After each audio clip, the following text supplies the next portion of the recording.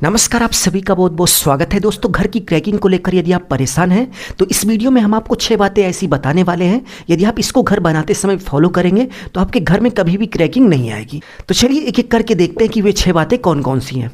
But उससे पहले please video को लाइक करके अपने दोस्तों में शेयर कर दीजिए, जिससे हम आगे भी मिलते रहें।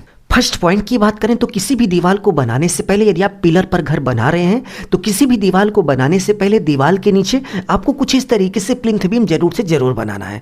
बहुत सारे लोग क्या करते हैं कि थोड़ा सा मिट्टी हटाकर वहीं से दीवार बनाना स्टार्ट कर देते हैं, जिसका दुष्परिणाम ये होता है कि भाई इसी तरीके से पूरी की पूरी दीवार नीचे की तरफ बैठ जाती है और पूरी की पूरी दीवार में क्रैकिंग आ जाती है। तो भाई लोग, घर बनाते समय इतना पैसा मत बचाओ कि बाद में आपको डबल और तिबल देकर इसकी मरम्मत करानी पड़े। किसी भी दीवार को बनाने से पहले आप देख सकते हैं कि आपको इस तरीके से प्लिंथ बीम बनाकर उसी के ऊपर आपको दीवार बनानी है। इससे क्या होगा कि आपकी दीवार कभी भी नहीं बैठेगी। नेक्स्ट क्रैकिंग की बात करें तो आपने देखा होगा कि डोर और विंडो यानी कि दरवाजा खिड़की के कॉर्नर पर कुछ इस तरीके से क्रैकिंग आ जाती है। इस क्रैकिंग को रोकने के लिए सिंपली आपको क्या करना है कि डोर और विंडो के ऊपर आपको एक लिंटर बनाना है।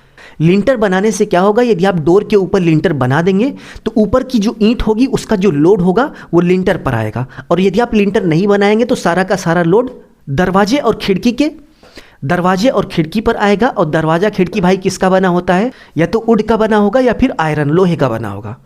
तो लोहा हो या फिर लकड़ी हो, यदि उस पर लोड आएगा वो थोड़ा बहुत भाई बेंड होगा या फिर बैठेगा, जिसका दुष्परिणाम यही होगा कि आपके डोर और विंडो के कॉर्नर पर क्रैकिंग आ जाएगी। इसलिए डोर और विंडो को बनाने के तुरंत बाद आपका ठेकेदार बोले या फिर ना बोले, आप खड़े होकर बोलेंगे कि भाई डोर और विंडो के ऊपर आप लिंटर जरूर से जरूर बनवा दीजिए।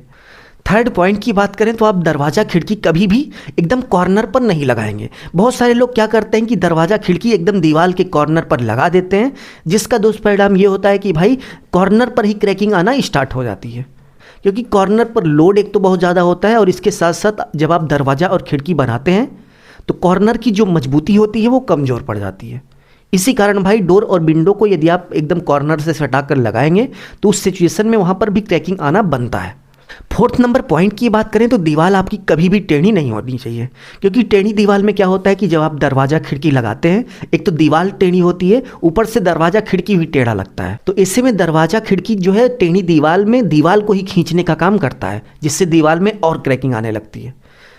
इसलिए दीवार बनाते समय आपको हमेशा इस तरीके से प्लम्बॉब यानी कि साहुल का उपयोग करना चाहिए। साहुल का उपयोग करने से क्या होता है कि आपकी दीवार पूरी नीचे उसे ऊपर की डायरेक्शन में एकदम सीधी बनेगी।